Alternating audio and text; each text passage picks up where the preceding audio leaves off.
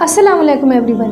ये स्टोरी है हज़रत मूसा अलैहिस्सलाम की, एक नबी, एक लीडर, एक मिसाल, सब्र, हिम्मत और यकीन की, जिनका सामना सबसे बड़े जालिम फ़िरऔन से हुआ। हज़रत मूसा अलैहिस्सलाम इजिप्ट में पैदा हुए जब फ़िरऔन का जुल्म अपनी हद पार कर चुका था। उस वक्त फ़िरऔन ने हुक्म दिया था कि हर बनी इसराइल का लड़का पैदा होते ही मार दिया जाए।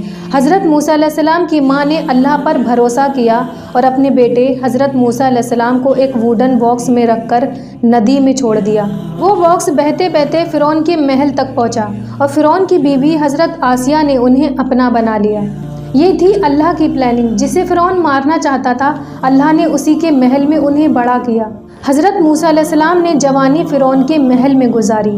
वो स्ट्रॉन्ग थे, ऑनेस्ट थे और जुल्म से नफ़रत करते थे।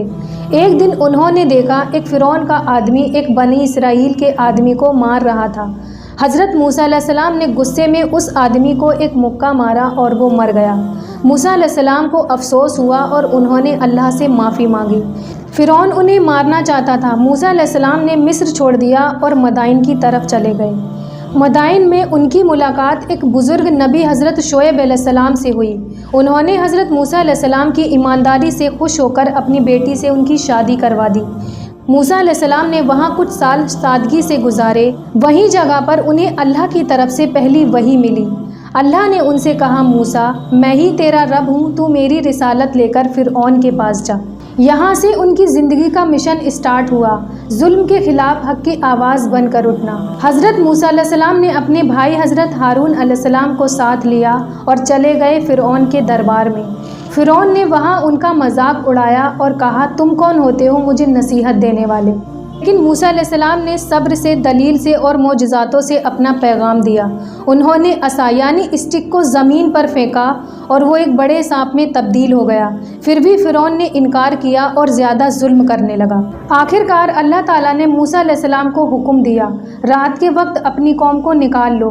हज़रत मूसा अलैहिस्सलाम ने अपनी कौम बनी इसराइल को मिस्र से लेकर निकल गए। फ़िरऔन ने उनका पीछा किया और समुद्र के किनारे मूसा अलैहिस्सलाम की कौम रुक गई। आगे पानी, पीछे दुश्मन। लोग घबरा गए, लेकिन मूसा अलैहिस्सलाम ने कहा, मेरे साथ मेरा रब है, वही रास्ता दिखाएगा। अल्लाह ने समुद्र को दो हिस्सों में बांट दिया।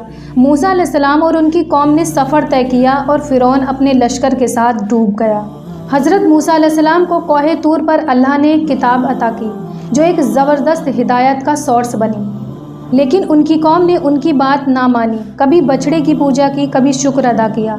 लेकिन मूसा अलैहिस्सलाम सब कुछ बर्दाश्त करते रहे। उन्होंने अल्लाह से अपनी कौम के लिए दुआएं मांगी, हमेशा उनके लिए रहनुमा बने रहे। हज़रत मूसा अलैहिस्सलाम की वफ़ात उस वक्त हुई जब वो बनी इसराइल को फ़िलिस्तीन ले जा रहे थे।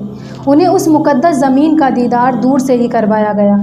हज़रत मूसा अलैहिस्सलाम ने अपने मिशन को पूरा किया, जुल्म के ख़िलाफ़ खड़े रहे और अल्लाह के हुक्म को दुनिया तक पहुँचाया।